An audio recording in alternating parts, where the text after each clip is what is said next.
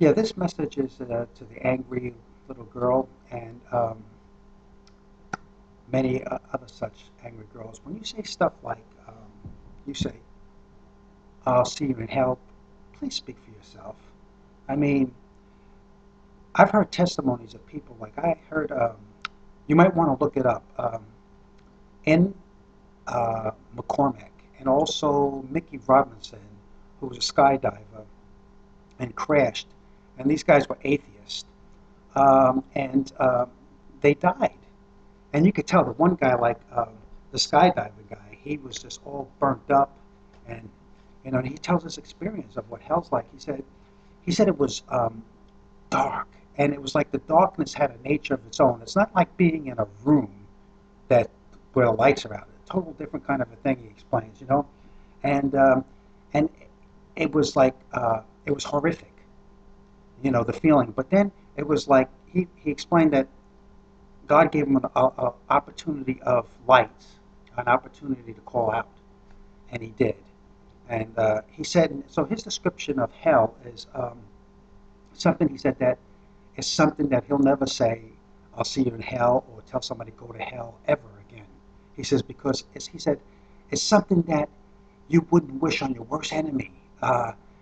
You wouldn't want them to go there. You wouldn't want Hitler or the worst kind of horrifying dictators in the world to go to that place. And the other guy's testimony, the scuba diving guy who got stung by a jellyfish and died, he was dead. He was in the coroner was about to do surgery on him to find out, how he died exactly, and it came back to life and shared his testimony. The same thing. He was in a dark place, really dark, and he was trying to find his way out of the hospital. Out of the room where he was, and he couldn't find anything, and he felt like something was looking at him, and he was going, "Where am I?" And a voice told him, "Shut up! You belong here." So. There was this thing, and he was caught up into a light, and he got to see heaven, and he explains it how that, that foreboding darkness that had an entity of its own. And he knew the nature of it. He knew what it was, even though he can't give an exact description. So these are testimonies of people. So I get, I can only guess that you must be an atheist. You probably don't believe in heaven, hell, to say, I'll see you in hell. Because otherwise, if you did believe in those things, that they exist, why would you say, I'll see you in hell? How stupid is that? That's beyond stupidity. That's beyond retardation. So that kind of foolishness is just denying the Holy Spirit. I'll see you in hell. What is that? You must not believe that God exists. And I'll tell you the truth. I used to think God doesn't believe in atheists.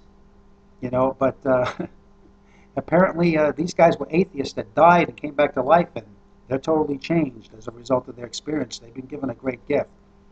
So, and then there's the,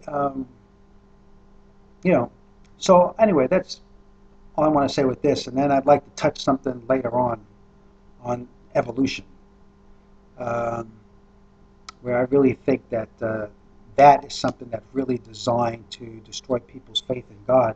I'm thinking that you don't really believe in that, but I think it was a scientist that said, or it was a scientist that said, either way, either there is a God or there's not a God, but both scenarios are frightening. Well, which that makes perfect sense to me.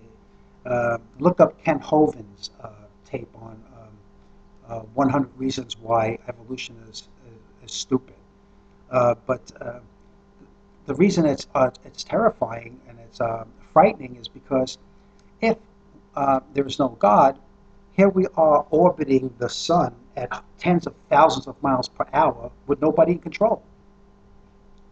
And if there is a God, it's a fearful thing to fall into the hands of the living God and to have rejected the sacrifice that he's made on the cross for our sin, where we could actually have that forgiveness with the blood of Christ.